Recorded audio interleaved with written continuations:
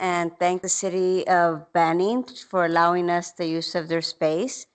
And I will ask for roll call. Good morning, everybody. I'm going to go through the list. If you could just say here, present. Mayor James Steiner, Here. Amber Smalley for Supervisor Spiegel. Present. Thank you. Dr. Chang, Daryl Fry, Bill Blankenship, Leticia De Lara, Present. Dr. Charles Lee Johnson, Angelina Coe, Good morning, present. Claire Jefferson Glippa, Carol Alba, Rainbow Marler, Present. Danielle Johnson, Here. and Jennifer Munoz for Karen Roper. Present. Thank you, and I believe we have quorum. Thank you. Okay, well, hopefully we do have quorum. So, yes? Okay, very good. Okay, everyone, I know we're gonna acknowledge at the very end why we're all wearing purple, right? At the very end, okay, very good. Okay, number 2, we're going to go to agenda item 2, which is the consent items. Is there a motion to approve the items listed under the consent items 2.1 and 2.2? I'll make a motion, Angelina Coe. Is there a second? Corona seconds. Okay, we have a first and a second. Is there any public comment? Any board comments? All those in favor say aye. Aye. Any noes? There being noes, it passes unanimously. Thank you. Next, we move on to item 3.0, public comment. Is there any member of the public that would like to speak on an item not listed on the agenda, but is of public interest to this board? Please step forward. Introduce yourself, please. Good morning. My name is Kimberly Williams. I am the Director of Housing for Step Up on Second. And I just wanted to come up here and say that today is actually my 2-year anniversary that I was promoted to director over the Inland Empire, which is Riverside and San Bernardino County. Prior to that, I worked solely in San Bernardino County and covered all the programs for housing and outreach there. And now over the last 2 years, I've been incorporated to Riverside County. And I just really wanted to come up here and thank you guys, because the collaboration between the partner agencies and between everybody has been so supportive and so helpful for us as a whole, for us to be able to service our members, to be able to house people and provide the amazing wraparound services. And I just wanted to thank the community and the agencies, because we definitely could not have done it without everybody's work together. And I wanted to thank you for that. Thank you so much for your comments. I would like to welcome any other public comment, either virtually or in person. And I would also like to mention that we are limiting public comments to 2 minutes across the board to allow us to get to our matter of business. Is there any other member of the public virtually? No? Okay, so there being no other public comments, we will move on to the next item, which is 4.0, new business. The new business is 4.1, a Board of Governance seat vacancy, and I will turn it over to Greg, who is not here. I'm going to cover for Greg this morning, but good morning, board members. Just going to announce that we have 2 vacant seats on the board. The seats, or the sectors of those seats, are government sector and university sector.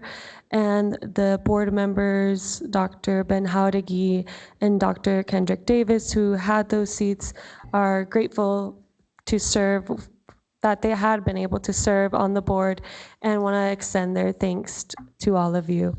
And so we will be sending out a nomination form for anybody that is interested in running for those seats sometime next week.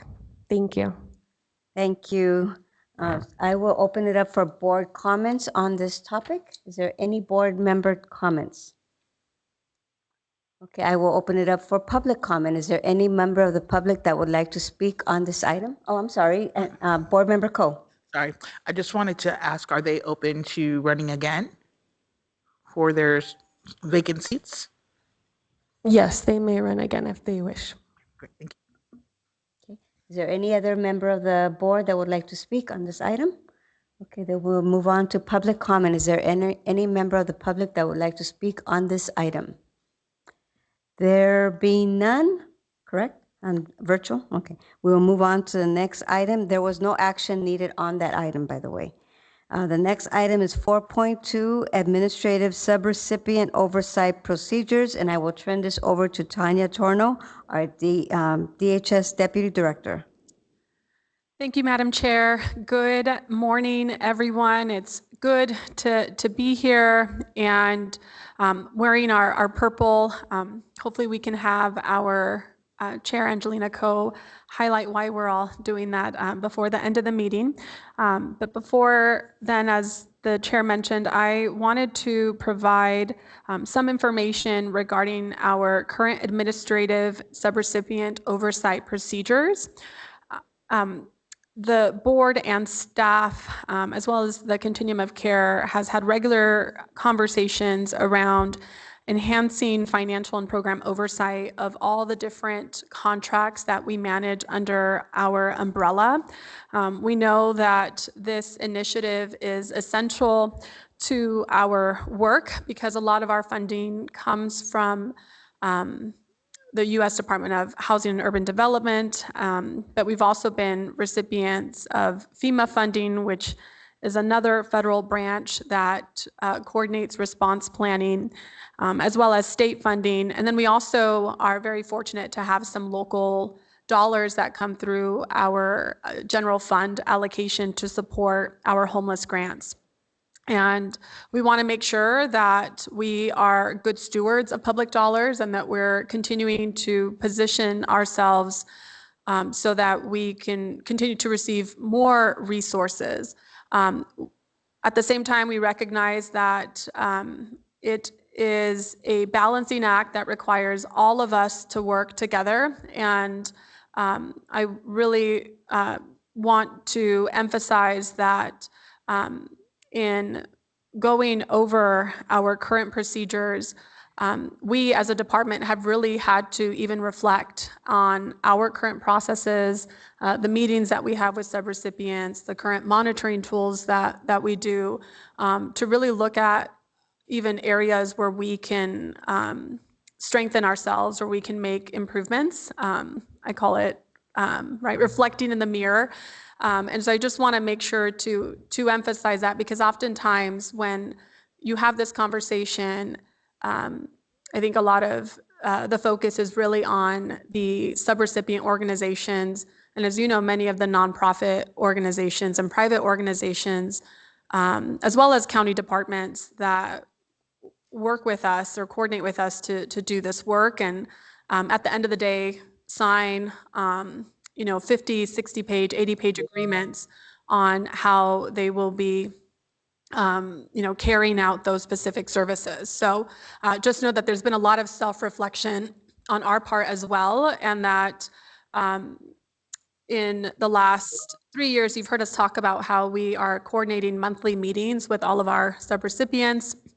And it is definitely a space where we provide them with feedback on things that are needed to review as we review the monthly claims that they submit for reimbursement. But it has also created a space where our subrecipients can provide us with feedback. And so all of that is an effort that we're looking to strengthen. So through this experience, we have identified areas for improvement, and we're working closely with all of our partners to do that. With the agenda, we attached 2 reports, one that was prepared by the grand jury and a second one that was prepared by the county's internal auditor's office, which were both as a result of independent reviews that were really looked at the administration done by our department for these various grants. I wanted to take some time to talk about these. For one, if you've had a chance to review the grand jury report, And for the board members that have been with us for the last 3 years, you may recall that in 2021, 2022, we had identified during our review of monthly claims that there was potential fraud, and I actually scratched potential. We had identified that there was fraudulent activity within one of the organizations that had received funds. At that time, we immediately partnered up with our auditor controller's office, and once that information was validated, we coordinated with the district attorney's office, who ultimately launched an investigation. The grand jury was then assigned to, in response to that investigation, to do an internal review of the county to determine if there were any areas of fault for our team, as well as an opportunity for them to provide us with recommendations. And similarly, but on a separate note, every 2 years, I think it's really important for everyone to know that the county's auditor controller's office reviews our programs. And because of a lot of the conversation, even at the federal level and at the state level, has been around homeless dollars, they really focused in on reviewing the status of our continuum of care programs. And I wanted to just provide a summary of some of the findings from both of these reports and the things that they're recommending for us to strengthen. The key elements which were recommended across both reports include stricter documentation enforcement. So again, as we're reviewing claims, making sure that proper invoices are received. If staff are being billed to the grant, we need to ensure that those staff are really doing work across those programs. They also acknowledge the need for faster supervisory review of payment claims. We have many analysts who are supporting this work, but recognize the need for more supervisory support to ensure that the analysts reviewing the claims can act accordingly when they identify areas of concern, cross-claim checks, as well as mandatory fraud detection training for all grant staff by early 2026.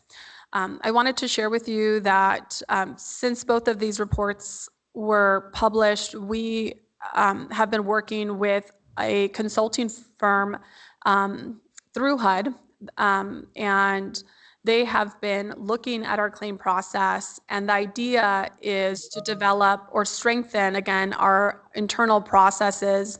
And the next step will be, once this training is finalized, once they've finalized their review and their recommendations, we're going to be coordinating a meeting with all of our subrecipients to talk about, the additional requirements and changes to our current claim review process, as well as the annual monitoring that we do for our subrecipients. So again, we recognize that, we do not have a system of care without our subrecipients. We need them at the table. And so I think as a department, certainly as a division of Office of Homeless Services, we are committed to working with our subrecipients to help them get to a place where this doesn't feel like a burden. At the same time, I think we need the help of this board, of our entire continuum of care, to continue advocating for the things that will really make these changes work, which you've heard us talk about before, really lie on the amount of administrative funds that we receive and nonprofits receive to support these programs. I think the average range is generally around 5 to 7% of a total grant award, which is not a whole lot. You can do the math. Most of I think the average award we put out is probably around $150,000, $200,000. And that agency, can only use that very small percentage to, cut checks, put claims together, and verify compliance. And that same percentage cap is also set on our agency as well. To that end, Greg, Heidi, our department, along with Karen Roper, our chair, have had meetings with state and congressional representatives to advocate for higher administrative rates so that we can really provide the support, and our subrecipients can really have the support they need to administer these grants effectively. So it's a work in progress, and certainly we'll come back to the board if there's any action that you can take for that. But at this time, we really just wanted to provide you with an update to let you know that there are some changes coming. They're not yet finalized. We're still working with the HUD TA to consolidate those, but there will be a briefing with our subrecipients, and we'll certainly make sure to brief you, the board, and the rest of our continuum of care once those items are finalized. And with that, I'll go ahead and pause and answer any questions that you may have. Thank you, Tanya. Is there any member of our board that would like to speak on this item? Is there any member of the public that would like to speak on this item? In person? Virtually? Okay, I just want to make one comment, and there is no action needed, like Tanya said, but I just want to make sure that you mentioned about the training that the staff is going to be undertaking. I think that's really important because in order to not burden the subrecipients, it's very important that they have very clear instructions, and those instructions to be consistent all the time. If there's changes that are going to come down from higher ups, and that's fine. But if it's something that is just misunderstandings, that's very difficult for subrecipients to have to be changing systems or processes because of that. So I really think that that's very important. So thank you for recognizing that. That will definitely be a big help for. Okay, so if there are no other comments, then we will move on to the next item, which is 4.3, fiscal year 2024-25, Continuum of Care Annual Impact Report. I will turn this over to Tanya once again. There is no action needed for this item. Thank you again. I'm happy to report that we are on our third year, or we've just completed our third year from our 5-year homeless action, or since we adopted our 5-year homeless action plan.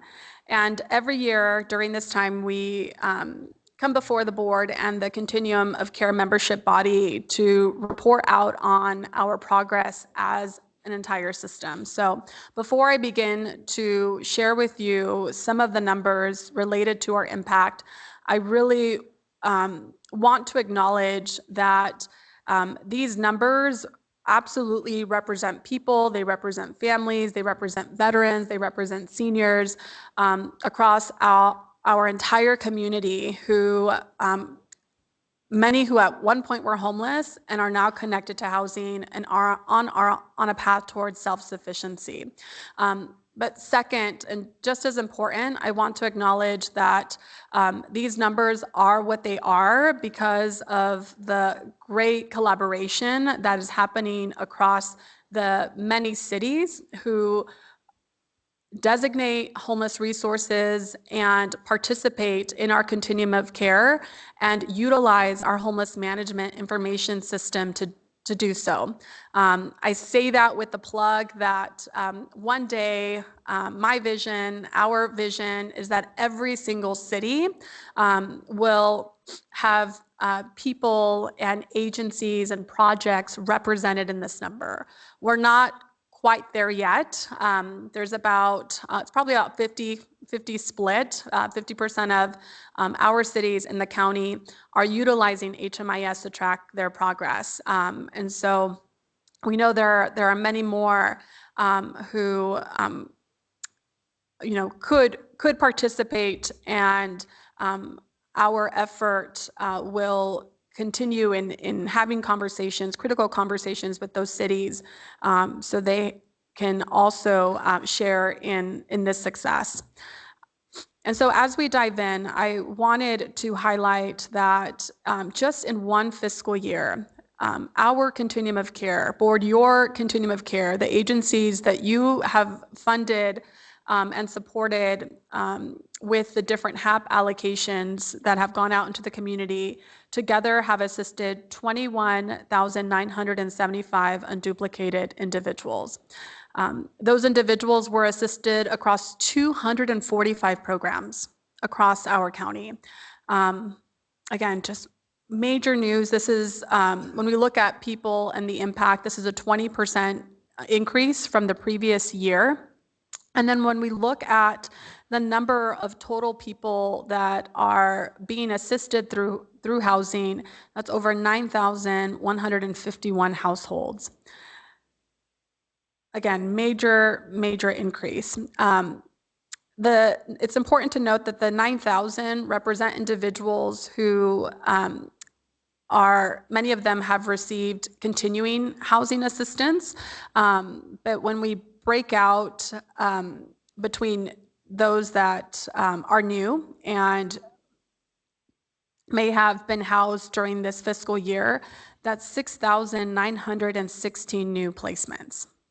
That's incredible. That is absolutely amazing. And I sit with you just overjoyed, knowing what that means for the many children and families that your teams come across, all of our teams come across and have been able to connect to a permanent solution. So again, when we're talking about housing placements, these are not temporary shelter. These are people that have signed a lease agreement and are now successfully housed.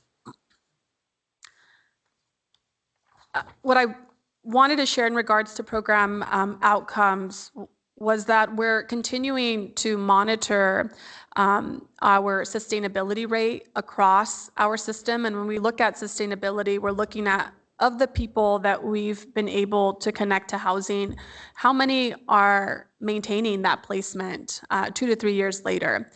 And we are continuing to maintain a rate of nearly 80%, which is really, really good, especially given the fact that, as I shared earlier, many of the individuals that are receiving our assistance are doing so in a temporary nature. So we're helping them with the security deposit, we're helping them with a rental subsidy that is of anywhere from 1 to 24 months at length, but then they're graduating from those programs and having to maintain those lease agreements and make their rental payments in addition to all the other monthly expenses that they have on their own. And so we're very proud of that 80%. I think the last thing I wanted to share, really to recognize all of you, and I think the innovation that has come from this region, and really as a result of our providers speaking up, is that we're seeing major improvements in the number of people that are being connected to housing from our emergency shelters. Truly, about 5 years ago, when we ran a report looking at exits from shelters, which oftentimes have lengths of stay for anywhere from 60 to 90 days, the exit rates were like 10%. 90% were only using that service for one night, 2 nights, maybe 30 days, but then returning back to the streets. You may recall that we have now really shifted our model and our approach, where we now are utilizing what we call a pathway to home strategy, and having providers across our different rounds of HAP funding work together so that any person that's identified during street outreach is coordinating with the providers in the same HEP rounds who have shelter and have rapid rehousing so that those people have direct destinations to go to. I'm looking at Mayor Steiner because I know the city of Corona has built a continuum that has operated this way, which we've admired, and we have Pathway to Home is really the county or the continuums of care effort to follow what you have been doing. And you can imagine trying to operate that at a county level with also a coordinated entry system process that mandates how you have to prioritize people is difficult. And so I want to acknowledge our all of our HAP subrecipients as well as our staff who have been motivated, active, determined to make this work. And we're seeing great results. And as a result of that 10% of people exiting to permanent housing has now increased to 32%.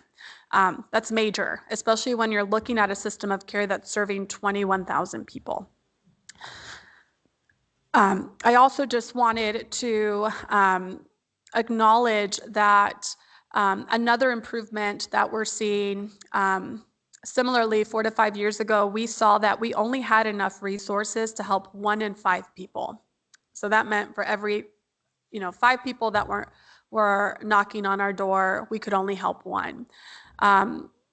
Because we have been able to increase the amount of inventory, the amount of resources that we have through city partnerships, through many nonprofit providers leveraging the resources that they have, as well as developers. You guys have really been intentional about utilizing HAP funding to fund permanent housing, and we've been working closely with our housing development team to do housing set-asides at all the different developments. There's one today in Palm Springs that is opening up.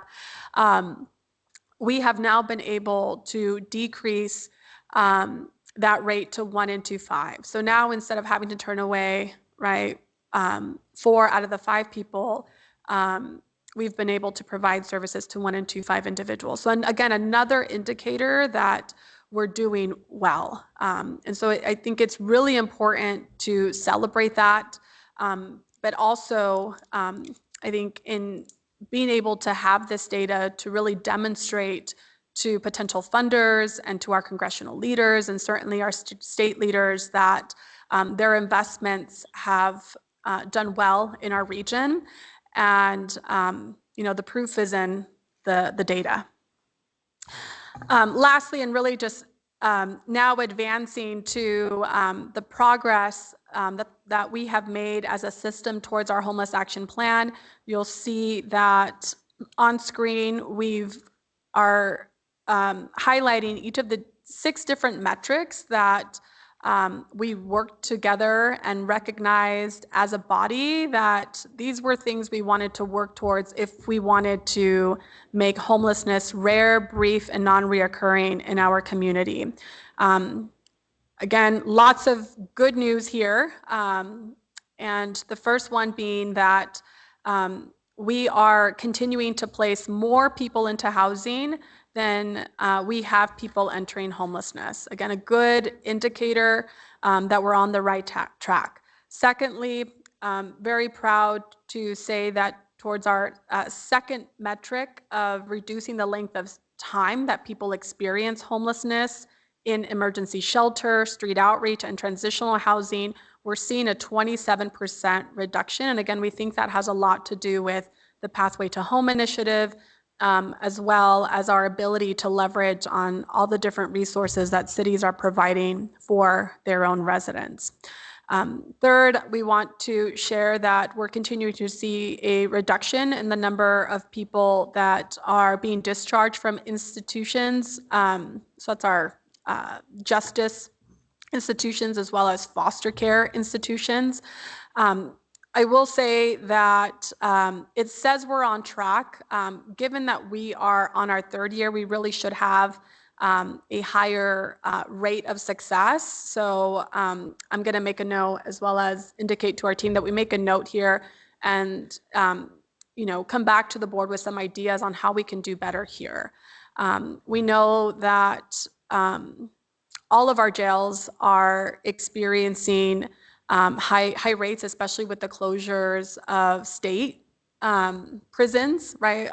most of our jails, and if our Sheriff Chad Bianco was here, would tell you that our beds are full.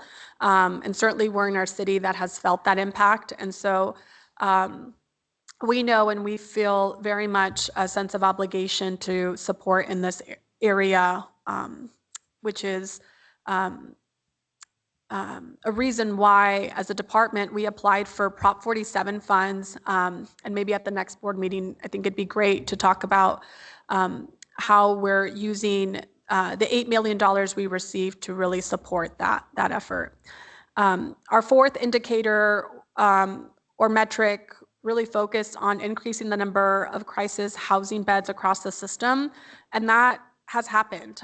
We've had a 29% increase, exceeding our original goal. We've highlighted the county ARPA dollars, 10 million, that came to us, and we have about 400 beds that are all set to be completed by the end of next year, many of them which already have been, such as the City of Corona's Harrison Hope Center, as well as the Coachella Valley Rescue Mission. And I know we have other projects like Project Touch in Wildomar that are underway. So we're really being intentional about trying to build capacity in areas where that currently doesn't exist. For one, so people, I think ultimately from a social work perspective, people don't have to go far to get the services that they need. But two, also because we recognize that in order to have success, we need everybody, every city, every region, every county, right? Los Angeles and San Bernardino, if they have strong systems of care, then we're going to experience less inflows into our region. The fifth indicator is in regards to increasing the number of permanent housing units by 75. We're currently at a 47% success rate. And again, really doing good in this area. And so in order to continue to make that a reality, I know a lot of us are having conversations or just watching really closely what's happening at the federal level, because there could be some potential impacts, right, to housing developments if the resources don't continue to flow in the same way that they did. And then lastly, the one indicator that I wanted to spend a little bit of time talking and reflecting with you, the board, and our public today was in regards to the goal of having a 70% reduction in the number of people experiencing homelessness first time. This is the one indicator where we are not doing as well as we should be, and we're probably doing the poorest. And in having conversations with many of our providers, I think of the last conversation with Karen Younglow, Director of Lighthouse Social Services, we recognize that first-time homelessness is going to continue to be a challenge until we can have a healthier economy and really address things like inflation rates, right? Because the more that things continue to cost, whether it's housing, food, medical needs, all those things or expenses leave little room for people to be able to afford housing. And so, yes, as a system, we do believe that we should be dedicating more resources towards eviction prevention. I'll be completely transparent with you that oftentimes my team and I go to war on this because the question is always, how much? And my question is, how much is too much? Because oftentimes when you use eviction prevention resources to help someone pay for 1 month or 2 months of past rents, it feels like a Band-Aid, right? Because if they are still not able to move up the economical ladder or move into an affordable housing unit, the strain is still there. That family is still significantly rent burden. And so I will tell you that I think one of the things that I'm looking forward to in, as you guys know, I definitely like to lead with the spirit of optimism, is that as a county, we are moving towards an integrated service delivery model. We're calling it our RIVCO One initiative, where we are creating a platform so that anybody who accesses a county service will undergo a full assessment, similar to what we do. In many ways, I like to say they're mirroring what we've done in the homeless system of care. But like, let's say someone goes or has an open case with Children's Services, or maybe has a probation case. The idea is that they would undergo an assessment where at that point, it would be determined what other services do they need to make them whole or healthy as an adult, and that it would then result in those other county departments being notified and saying, hey, this person, using AI as a tool, this person could benefit also from housing. Housing, can you reach out? So there's a proactive measure and really wraparound care that's being provided to the individual. I think that is going to be a real game changer and a true solution to preventative work, because oftentimes, and we know this, when people come to us, they need so much more than housing. They need a job, they need social services. And so we're really excited about uplifting that effort. And as we do, know that we'll be coming to the board to share more updates. Just some other things, we did prepare a report that talks about our look at first-time homeless trends, since again, that's the indicator that we know, we could do better on. What we know about those experiencing first-time homelessness is family disruption continues to be the number one reason that people give, in addition to lack of income. We've talked about it here before. Family disruption often comes as a result of sometimes domestic violence, abuse, but also in times of divorce, when families are separated, in times of death, et cetera, anything that would disrupt a family unit and then leaves a person in a position where they're unable to afford rent or maintain their housing. We also know that when we just looked at people who were experiencing first-time homelessness and just looked at those directly, more than half reported some kind of disability and typically have or are receiving some kind of Social Security disability income. Over 40% reported chronic health conditions, which again, I think mirrors what our street outreach teams are seeing and often tell us, that we have a lot of sick people on the street, which is why we're investing more in street medicine. 1 in 3 reported substance use issues, and 1 in 4 reported mental health conditions. Why we look at data this way is because we want to make sure that when we do have opportunities to support new projects, that we can make sure that we're looking to projects that support people in this way. And certainly I'm hoping that our providers who are on the line and are trying to think about how they might be able to do things differently could use this data to help shape their program and better care for people. I think with that, I'll go ahead and pause and see if folks have any questions, but just want to thank you and again, acknowledge you, because every year during this time, I have a few board members that will remind me, Tanya, it's that time and I want to see how we're doing as a system. So thank you for making sure we had this on the agenda. And again, thank you to the many stakeholders that make this all come to life. We appreciate you. Thank you, Tanya. So I'll start first with the board, if there are any questions or comments on this item. Okay, is there any member of the public present that has any comments or questions on this item? Zuli, is there any member of the public virtually that has any comments? Okay, Board Member Abba.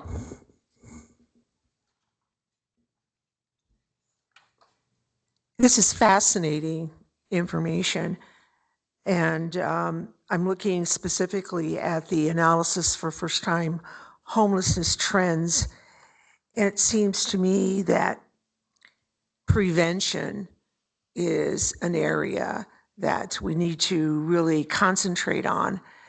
But when you talk about, what are the components of homeless prevention?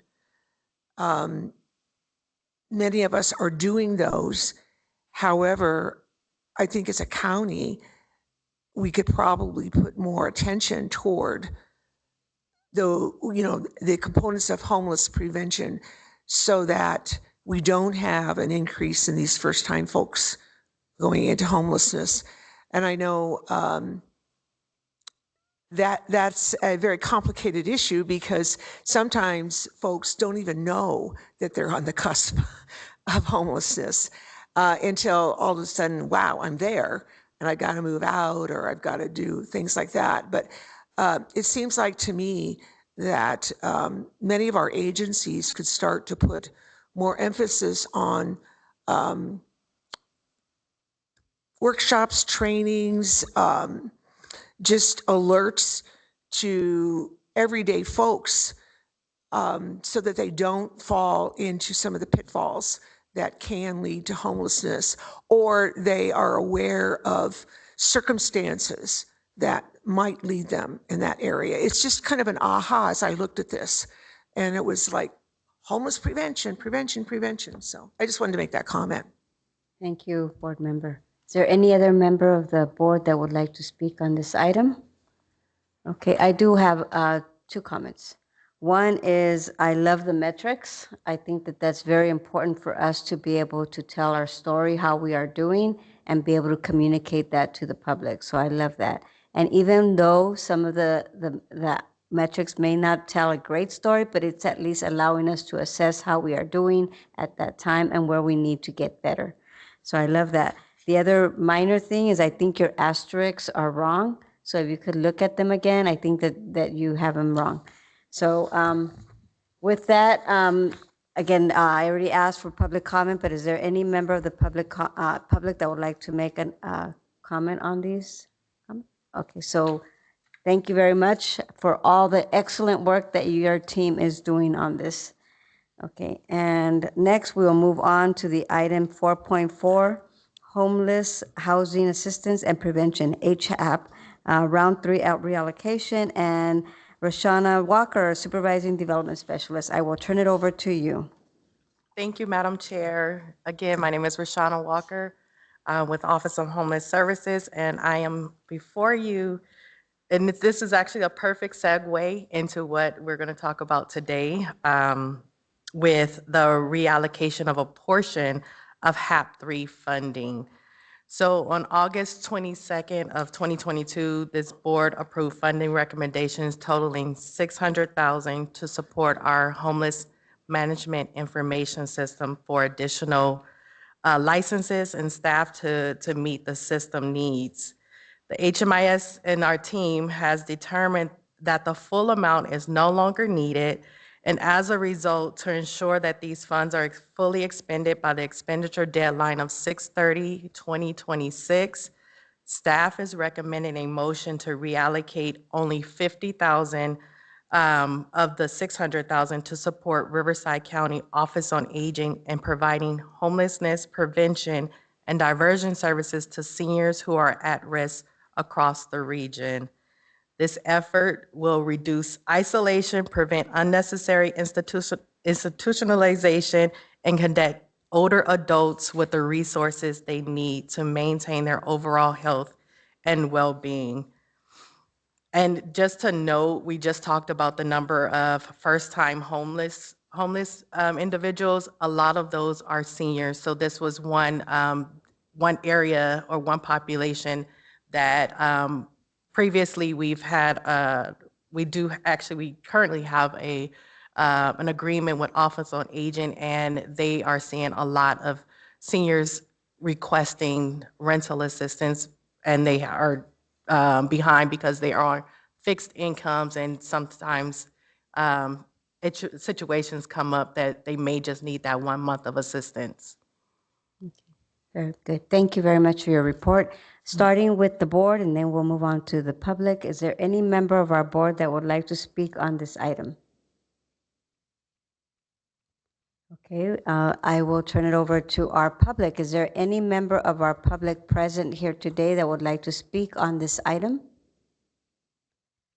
Zuli, is there any member of the public virtually? Okay, no. Okay, board members, I will entertain a motion to, as the recommended motion is to approve the reallocation of HAP Round 3 funds to Riverside County Office on Aging in the amount of $50,020. Is there a motion? Move to approve. Okay, we have a motion. Is there a second? We have a first and a second. Any other comments? There being none, I will ask for a roll call from Zuli. Thank you. Amber Smalley, Yes. Leticia de Lara, Yes. Angelina Co, Yes. Rainbow Marler, Yes. Danielle Johnson, Yes. and Jennifer Munoz. Yes. It passes. Thank you. Thank you very much. And we'll move on to the next item, 4.4.2, HAP Round 3 funds to Step Up on Second Street, Inc.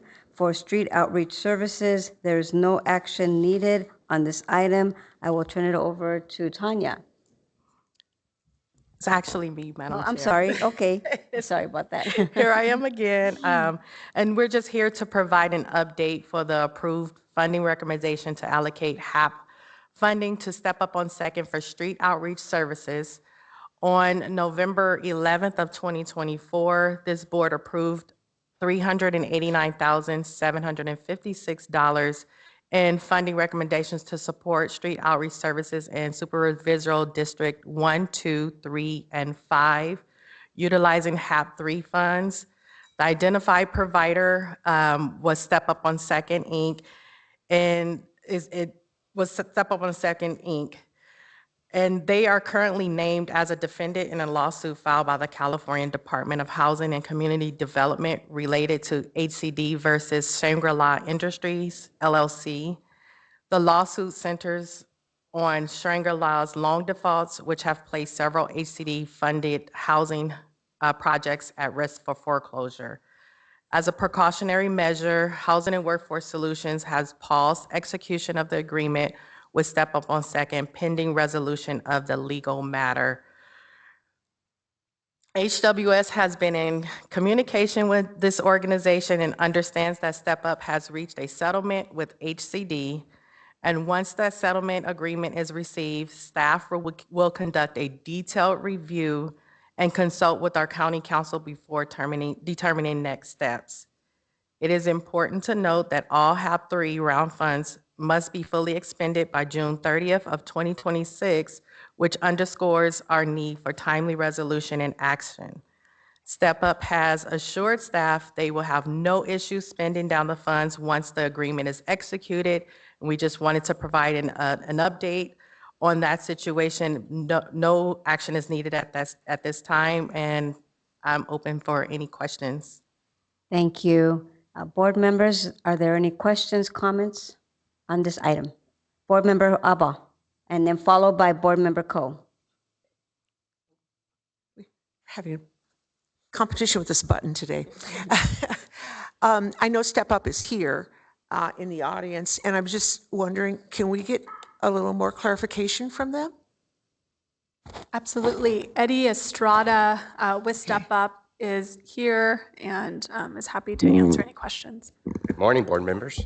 Just wanted to know if you are able to share a little more details about the litigation and where it stands and what are you, just a little bit more information would be helpful. Thank you. Sure.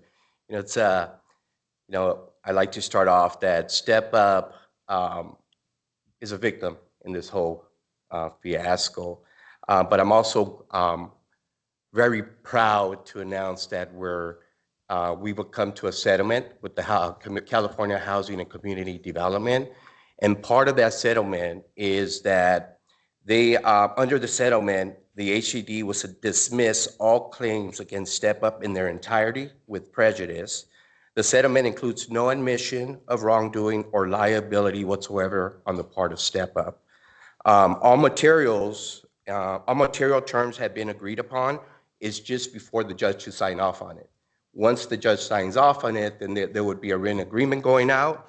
And once that agreement comes out, we'll make a formal announcement and an official, we'll submit the agreement to the CoC for review. So we're close to it. We're just waiting for the judge. And again, Step Up has been found at no fault and no wrongdoing in this whole thing. And it's been a ride for sure for a year and a half because we're limited on what we can say and knowing we're victims in this whole process. But we're at the tail end, and I'm hoping this is going to get, executed soon. Is there any timeline that you're aware of? We're actually, I would like to say in the next couple of weeks, it's going to be completed, hopefully sooner. Thank you, Board Member. Board Member Cole, please. Thank you, Eddie. It's good to see you. Haven't Good seen to you see you in person too. in a while. Thank you for that, because that was my question, was really a timeline. You're pretty much at the mercy of the judge, and when the decision comes in, it was mentioned that you're sure you will expend the funds. I know how that is. It's about reimbursement. But seriously, this is money that cannot be turned back. So what is your contingency plan on moving forward once this settlement agreement has in place and you send out your press releases and you move forward? What is your next steps? Yeah, so we definitely, we're actually revising the budget. So we already have a good plan to ensure we expend the money. We already have the infrastructure in place. We have the staffing in place. So once it's official, we're ready to go. And so we're confident that we're going to expend this money. And there's no contingency plan because we can spend this money.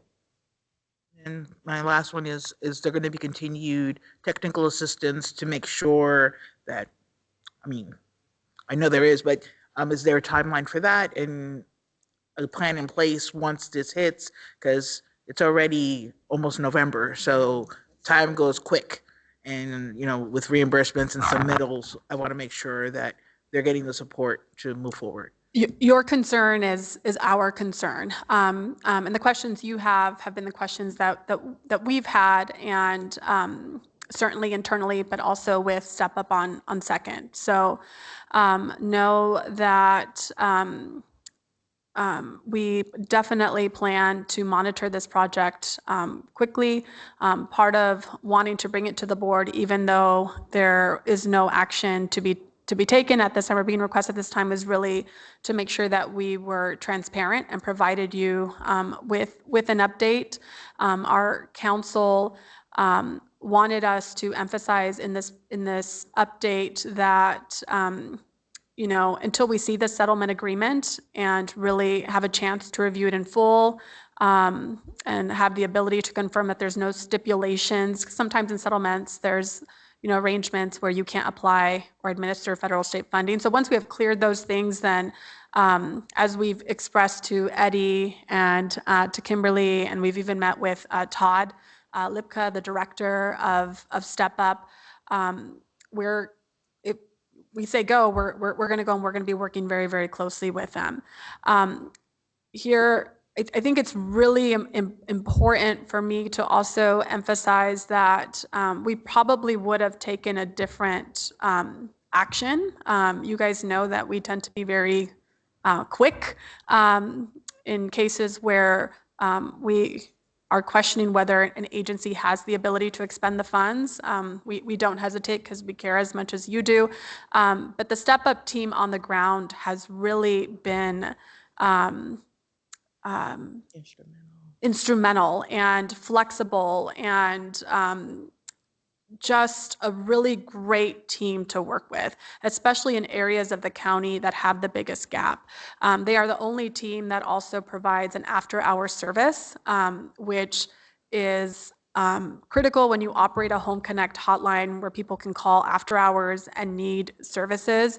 And that's hard to come by, and it's not to say that they're better than other nonprofits, but it we understand there's difficulty when you have to have staff work after hours.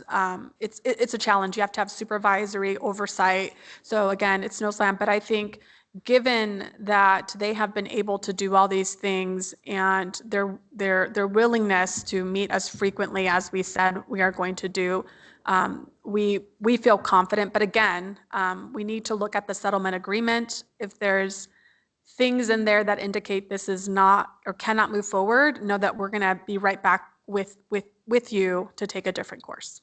Thank you. Can I just add to Yes, Roshana, go ahead. Tanya's comment, just to also address your concern about the spending from their previous agreements we've had with them. We did the math, and based off of what they submitted and what the work they've done, they will be able to spend down. They're really close to that monthly amount to be able to spend down by June 30th of 2026. So that's why we're a little more comfortable with moving forward, again, once we have everything clear through our county council. Thank you, Roshana. Yes, Board Member Cole. You can I have always as have many one- questions as you like. Okay, so this is great. Thank you very much for the transparency and coming to us and updating us. However, I always have the next question is, if the agreement does have those contingencies, if it's not viable, what is the deadline that you mentally have for, say, you have to do something else? And what, I'm sure you do, because you've been very proactive. What are the next steps if that was the case?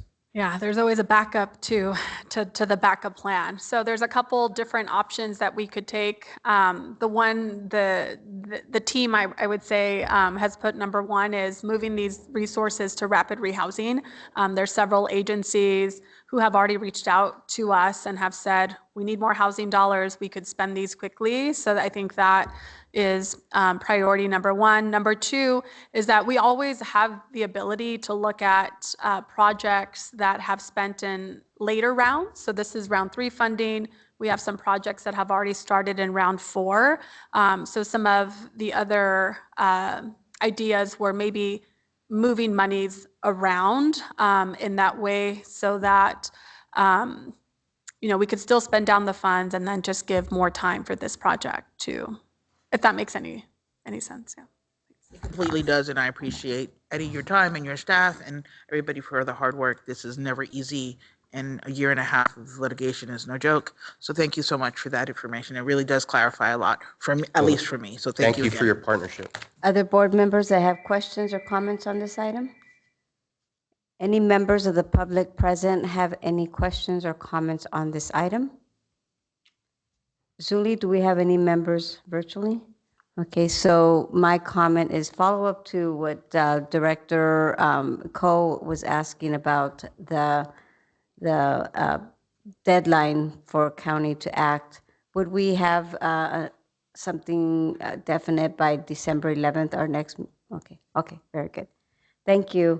So this was an information item, so we will not take a vote on this. We will move on to the next item, which is 5.0, Director's Report, and I'll turn it over to Tanya. All right. I did have some updates that I wanted to provide, and again, that do not require any action. And before jumping in to some of those things, which include the government shutdown, I wanted to invite Rachel Strassman, who is an intern with our team and is here to the podium to introduce herself. A lot of the information that I'm going to be sharing next is information that Rachel has helped us prepare, and I want to use this as this introduction to share that in the future, Rachel will be coming up and providing updates on things that are going on within the federal and state landscape. Again, Rachel is a UCR Masters of Public Policy student and is going to be working with our team for the next year. She came to us with raving reviews from Dr. Justine Ross at UCR, who oversees the program and has done a lot of work with our department, mainly our community action partnership in previous years. And some of you may have participated in a poverty summit that UCR does every single year that is hosted by Dr. Ross. But I'm super excited to have Rachel on team. And again, just wanted to give her a few minutes to introduce herself. Very good. Yes, please proceed, Rachel. Thank Thank you, and thank you so much, Tanya. As Tanya mentioned, I'm a second-year Master of Public Policy student at the UCR School of Public Policy, and I'm so grateful to be here and to have the Office of Homeless Services as my host organization for my Randall Lewis Policy Fellowship. Housing policy and homeless services is something that I'm so passionate about, and so I'm so grateful for the opportunity to not only be able to contribute to this community and give back, but also to learn from and to work with all of the amazing staff at OHS who have been so welcoming thus far. So yeah, thank you so much all for this time. I'm excited for future board meetings and excited for everything else today. Thank you. Welcome. Is there any member of the board have any comments? Okay. And with that welcome, I just want to say you're very fortunate to have this organization to be able to learn from. The staff are phenomenal, and you'll learn a lot. So thank you for the team for hosting there. Okay, so the next item. Oh, I'm not, I'm going to go through just You're gonna have some quick more updates. announcements. I'm Yeah, sorry, yeah. I wasn't gonna cut you off, Tanya. Go ahead. So I didn't want to take credit for Rachel's work. She put the next series of slides together, and there's a lot of good content here. So I didn't want to take any credit. And I'm glad, Rachel, that I didn't scare you by saying that in the future you would be doing these presentations. I had not told her that yet, but as you can tell, she is up for anything, and she's a great addition to our team. So I wanted just to give an update in regards to the government shutdown. We've been receiving, that's okay. We appreciate folks that are attending virtually. Thank you for joining us. Just a reminder to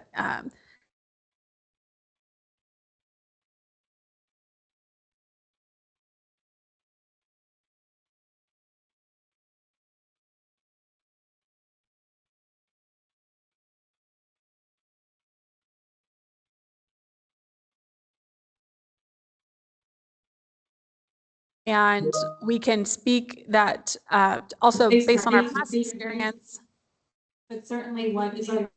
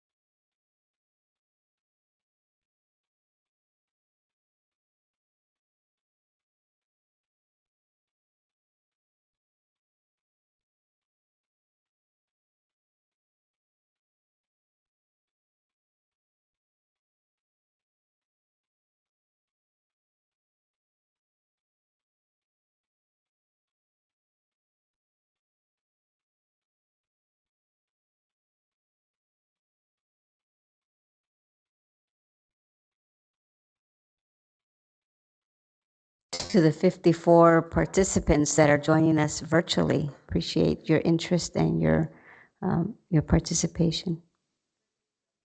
Okay.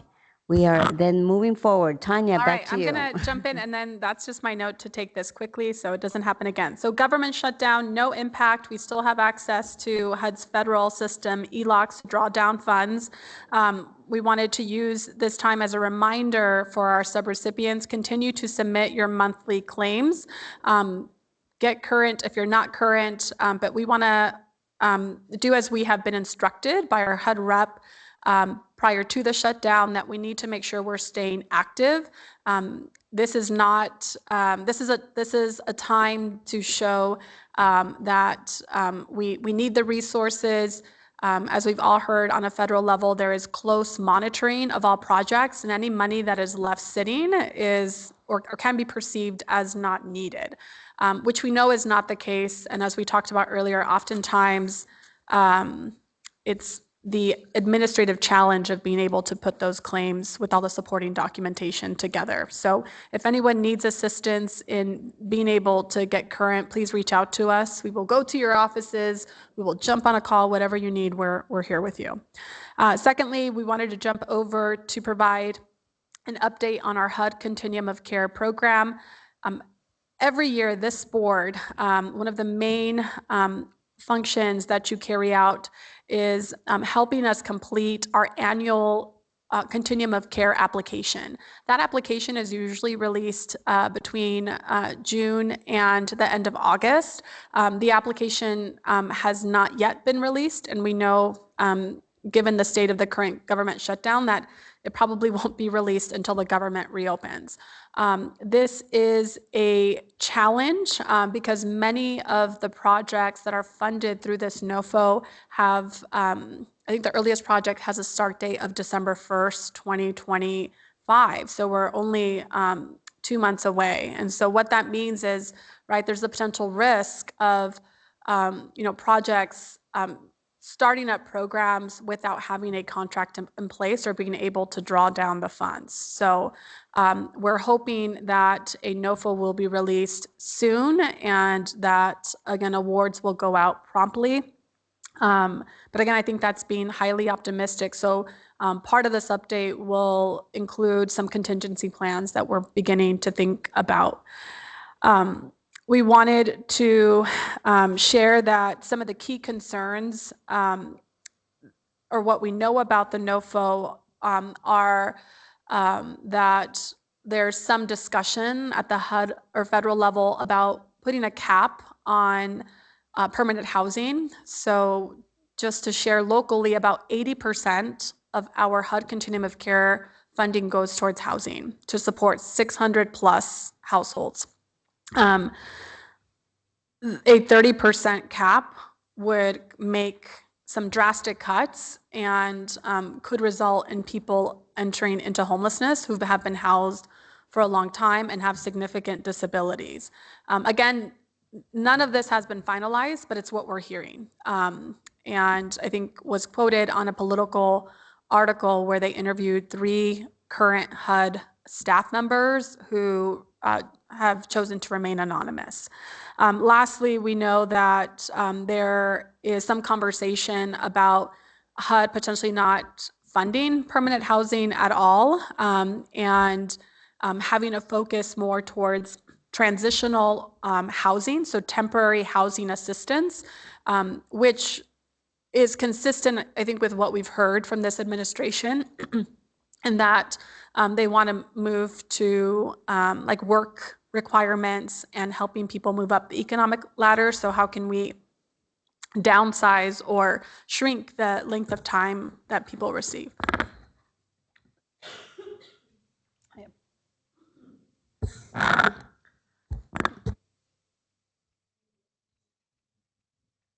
Need a quick pause.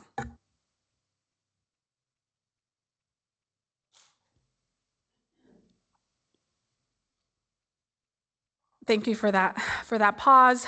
So moving on to the next slide, I talked about how 86% of our funding is currently used for permanent housing efforts. That's about $15.8 million of the $18 million we get. Again, we've been very, very proud of that most of our money goes towards housing. This reduction could have significant impacts. We also wanted to know that about 2.5 million, or the remaining funds, go to support our coordinated entry system, like our Home Connect hotline, in addition to navigators who help connect people to the services they need across our system of care, in addition to HMIS, which is the infrastructure we use to collect data.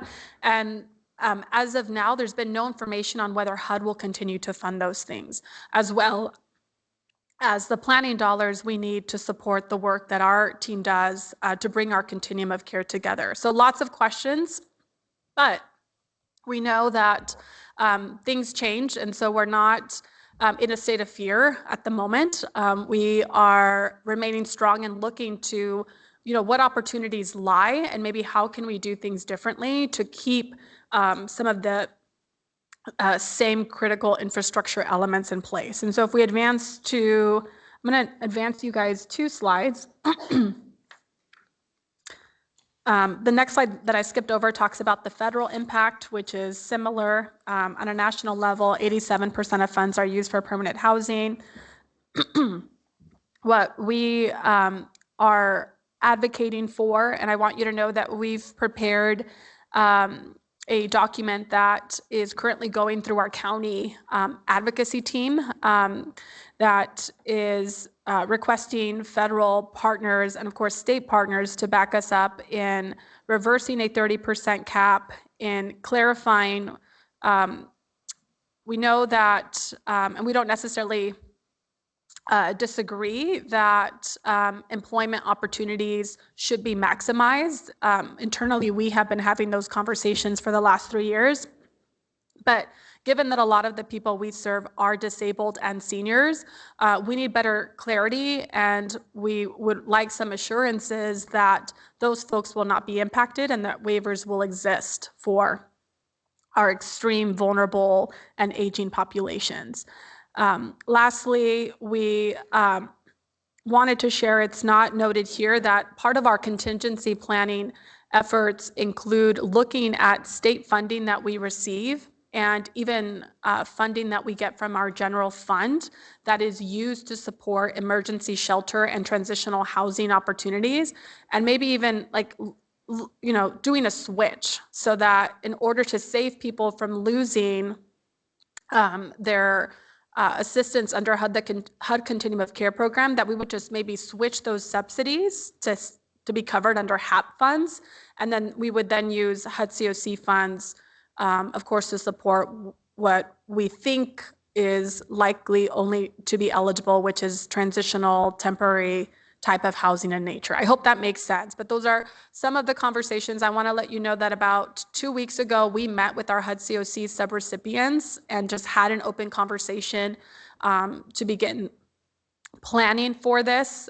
We will likely regroup with them again in the next 1 to 2 weeks, especially for the 1 or 2 projects that have start dates in December and January, to begin thinking through contingencies, because there's no guarantee that those resources to sustain their program will continue. And so we'll make sure to keep you updated. And again, that's for now. We can share what we know, and we can continue to plan with the resources that we have. So I'll go ahead and pause and see if anybody has any questions. Is there any member of our board have any questions or comments? Okay, so any member of the public have a question in person? Virtually, is there any member of, okay, very good. We'll turn it back over to you, Tanya, to continue on. All right, I'm gonna look to, I think the other update I wanted to give, which we think is good news for our continuum of care providers, is that there was a new law that passed, AB 628, that now makes it a requirement that landlords must provide stoves and refrigerators for all units that are being rented. And so this information is being shared with our entire continuum of care. On a county side, you may know that our housing authority has public housing units that we own and manage. And so we're currently working with the property managers on those sites to make sure that our units are equipped and that we're following the law to the T. We're working on advising all of our Section 8 tenants, and again, at the CoC, working with our subrecipients to make sure that they also notify their tenants, but also as our part of our larger landlord recruiting effort, which falls under the CoC's Hope to Home initiative. We are making sure that any new landlords who are being recruited to rent to our participants also understand this law and are prepared to act accordingly. So I wanted to share this. Again, some celebratory news. What it means is that most of our agencies have been using the funds we get to pay for these kinds of things. It'll create savings that they can use to pay for rents, supportive services, staffing, et cetera. And so I think those are the kind of like detailed announcements. The last announcement I wanted to give, and I do see that Emma Perez Singh is on the line. All of you know Emma. She has served as a manager within our Office of Homeless Services and supporting the continuum of care since 2021. And I'm happy happy for her to share that she was recently promoted and is now acting deputy director over Community Action Partnership, or CAP Riverside, which falls under our HWS umbrella. So it's bittersweet. I still get to work with her. I still get to see her, and she still takes my calls, which I greatly appreciate. But I wanted to make this announcement to inform the board, our CoC, but of course also to celebrate her and acknowledge her. She will be with us at our next in-person meeting, which I'll leave the details to Zuli once we get there. But Emma, I know you're on the line. I didn't know if there was anything you wanted to share. Just know that you have been everything that we've needed throughout these 4 years. A true advocate, a true warrior is how I would describe you in this work. Many grants were successful as a result of her leadership, which includes our Prop 47 grant that has changed the way that we coordinate street medicine for our constituents countywide. And I am so thankful for all of her effort, and she will be missed. So Tanya, thank you for going through the list of projects. I wanted to give the board members an opportunity to comment on the state law AB 628. Any comments or questions? Okay, and then moving on to Emma leaving. I think you have voiced my feelings about it. Also, I have looked to her to be that providing that leadership that you have needed to be able to accomplish everything that you've done. So I appreciate everything that she's done, and I wish her the very best in her new position. Is there any comments from the board? Okay, Okay, Emma, and I welcome you an opportunity to speak to us one last time. Well, actually, hopefully, we'll see you in your new capacity and other opportunities. But if you would like to share some comments, some words of wisdom as you depart us.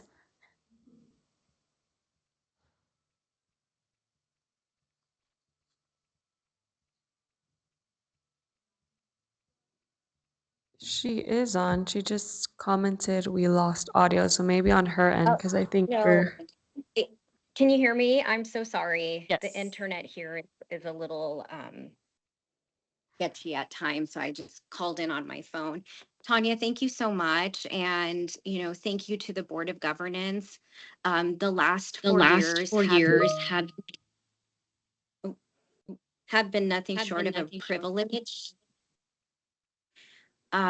Truly, the work at the Office of Homeless Services is work that I've done from the heart. You guys are going to make me cry.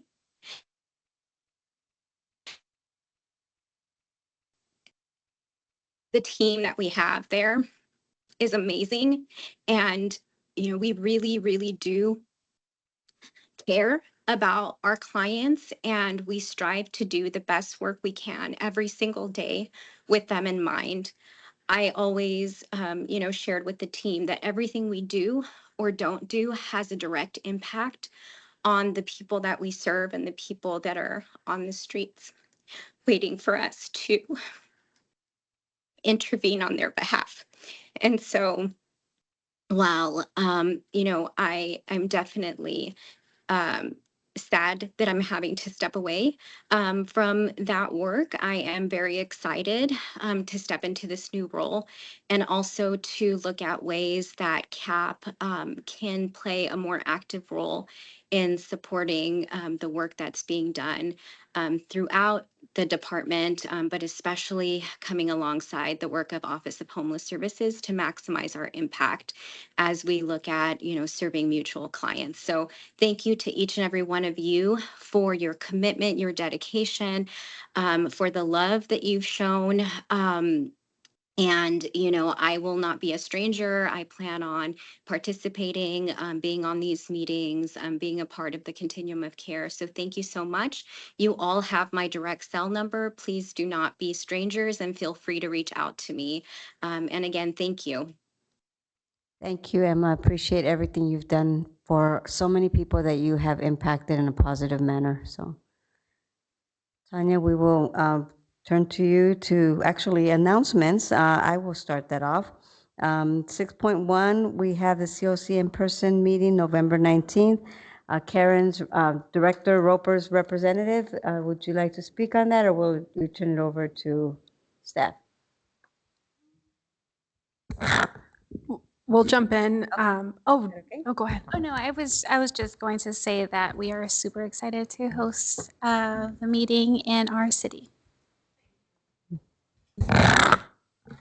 That was it. I was just going to echo. I had to take advantage because I want to see everybody there. Last year, I think we had a full room, and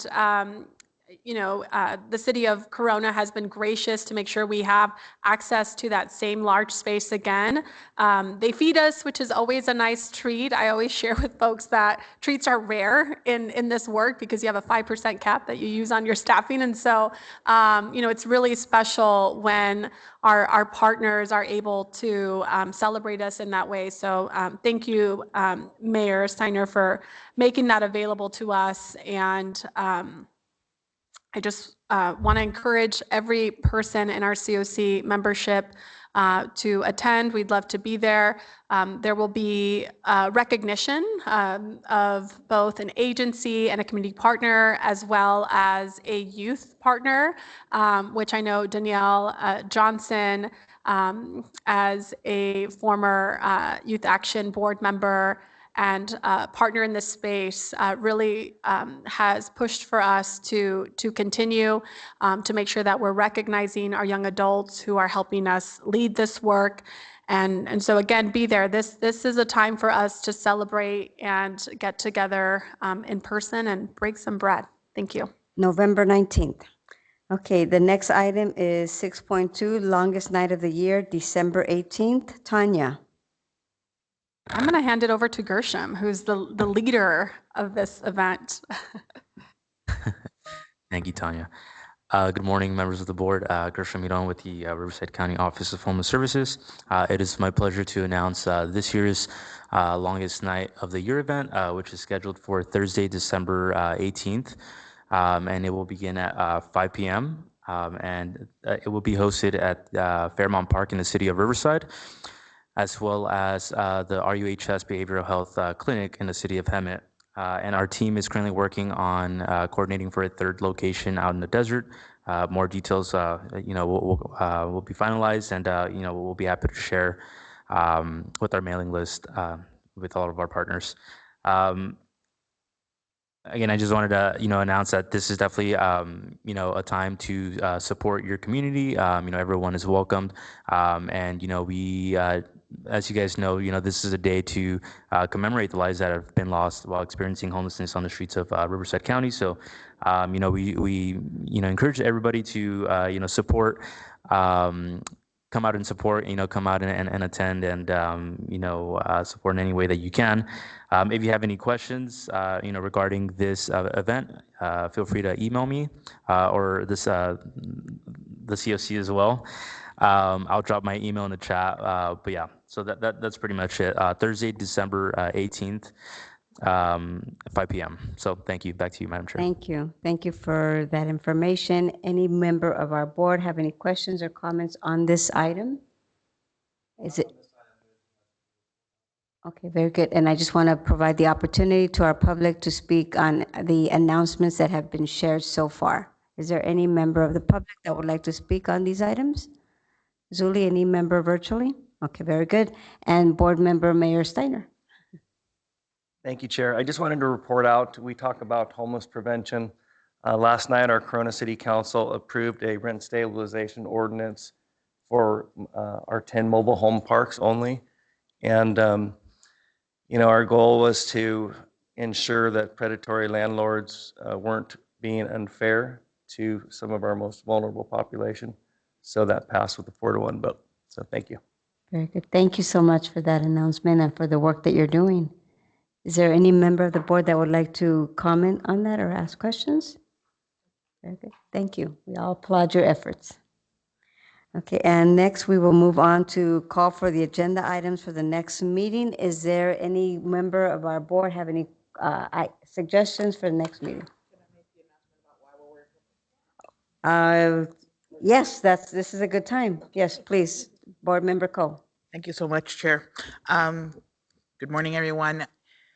October is Domestic Violence Awareness Month, and this is something that I'm very passionate about because I've been doing this for almost my whole entire adult life, which is kind of scary.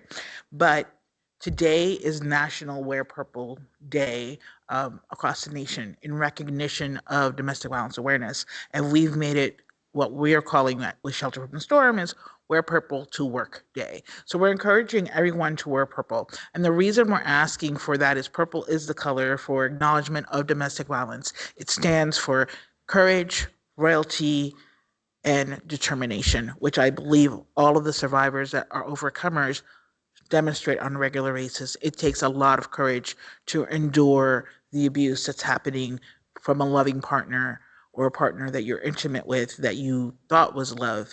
And stay with that partner or even have the courage to leave. So this is one of those days where we're wearing purple to let those survivors know you're not alone. We believe you. We hear you. We're speaking for you. And we recognize the courage that it takes to endure. But we're also remembering all of those that did not safely leave those situations at the hands of an intimate partner, losing their lives or losing the lives of the children that are the silent witnesses in this. So together today, I did put some purple bracelets in the back for individuals that would like to wear a purple bracelet that says Shelter from the Storm and show your solidarity with survivors. And also we have our purple hearts, which are our hearts of courage. And that is one of our new symbols that we use for our clients as well to let them know they're not alone and we support them. So thank you everyone for taking a part in this Wear Purple Thursday to Work Day. We really appreciate it. Together we are unsilencing the silent victim and we are speaking out and ending this plight because it is affecting 1 in 4 women and 1 in 9 men are experiencing intimate partner domestic violence in their lifetime. And those statistics need to change. So thank you so much. Thank you, Board Member Coe. And I am very proud to stand with you as everybody else that needs to bring attention to this very difficult problem and that we all together need to work at it to ensure that we are there for people that need our help. That's hard to follow, but I'm going to still ask, is there any other member of the board that has another announcement to make at this time to share? Okay, and staff, any other announcements to make? Okay, we will then move on to the next item, which is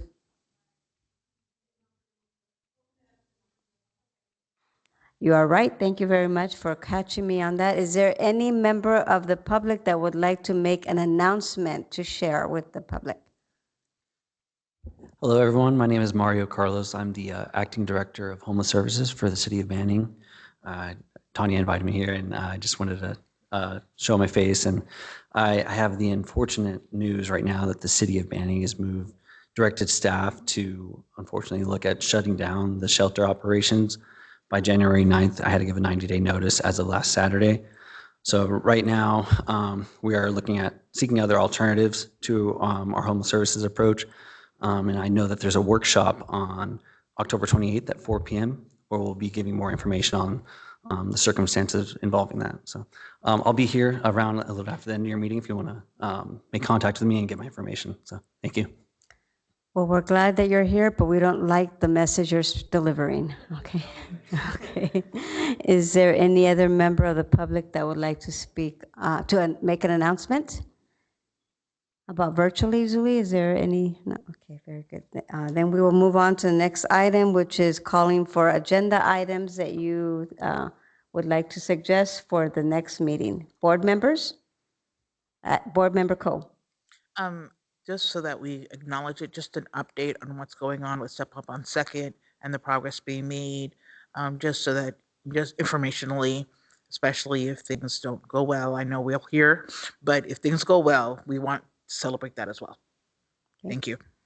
Board members, ideas for future, board member Abel. I really would like us to spend a little more, or concentrate a little bit more on homeless prevention and what can be done, and what are the resources out there, and how can we maybe collectively push in that direction. Just an idea. Very good. To address the metric that is the most difficult so far. Okay. Thank you. Good idea. Okay, so if there are no other ideas for, I'm sure staff will come up with some others to fill the slots. So our next meeting is scheduled to take place Thursday, December 11th, 9 o'clock here at the Banning City Council chambers. And I will adjourn into closed session. I will adjourn the meeting at 10:30 and we will then go into closed session. Thank you. And board members, to get to the conference room that we reserved, you would exit this boardroom and then turn to the right. And we're going to, actually, we'll go ahead and lead you guys, but we'll walk through a door that will be on the left. So Zuli, you can look for Zuli, who's in purple, or myself, and we'll lead you there. But we'll want to go outside. Is it just this initial door, Zuli, and then make a right away? Okay, perfect. Thank you.